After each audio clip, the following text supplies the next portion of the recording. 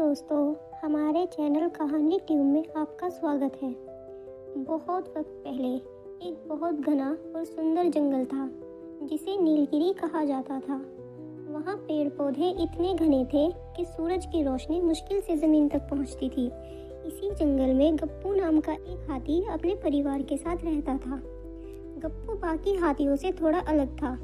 उसका शरीर थोड़ा छोटा था, लेकिन उसकी सूंड हद से ज़्यादा लंबी और आगे से हल्की सी मुड़ी हुई थी। जब भी वो चलता, उसकी सूंड ज़मीन से टकराती, जिस पर बंदर और लोमड़ी खूब हंसते। एक साल जंगल में बिल्कुल बारिश नहीं हुई। धीरे धीरे हरियाली खत्म होने लगी और धूल उड़ने लगी।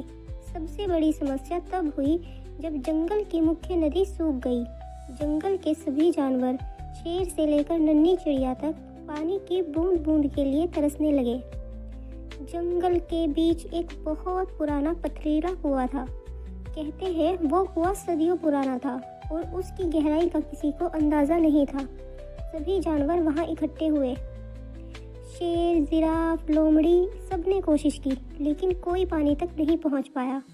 बंदर, जो हमेशा शैतानी करते थे, वो भी उदास बैठ गए, क्योंकि उनके पास कोई तरकीब नहीं थी। गप्पू ने देखा कि सब बेहाल है। उसने हिम्मत जुटाई और आगे बढ़ा। पहले तो लोमड़ी ने ताना मारा, ए गप्पू, जब शेर राजा नहीं कर पाए तो तुम अपनी इस टेढ़ी सूंड से क्या करोगे? गप्पू ने कुछ नहीं कहा। उसने धीरे से अपनी लंबी सूंड कुएं के अंदर डाली।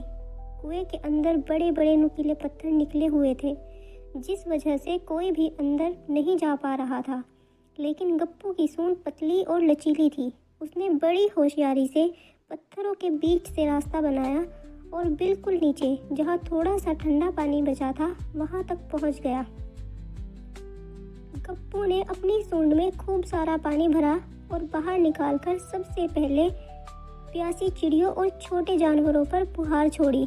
फिर उसने बड़े जानवरों के लिए पत्थर के ढेलों में पानी भरना शुरू किया।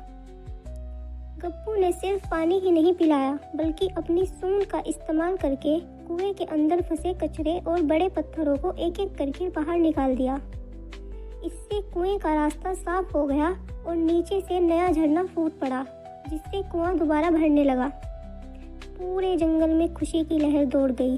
जो जानवर गप्पू का मजाक उड़ाते थे, आज वही उसके लिए तालियां बजा रहे थे। शेर ने एक सुंदर फूलों की माला गप्पू के गले में पहनाई और उसे जंगल का रक्षक घोषित किया। गप्पू को समझ आ गया कि उसकी टेढ़ी सूंड कोई कमी नहीं, बल्कि कुदरत का एक अनमोल तोहफा था। उसने गर्व से अपनी सूंड उठाई और एक जोर की चिंगार मारी। हमें कभी भी अपनी किसी शारीरिक बनावट पर शर्मिंदा नहीं होना चाहिए। जो हमारी सबसे बड़ी कमजोरी लगती है, वही सही समय आने पर हमारी सबसे बड़ी ताकत बन सकती है।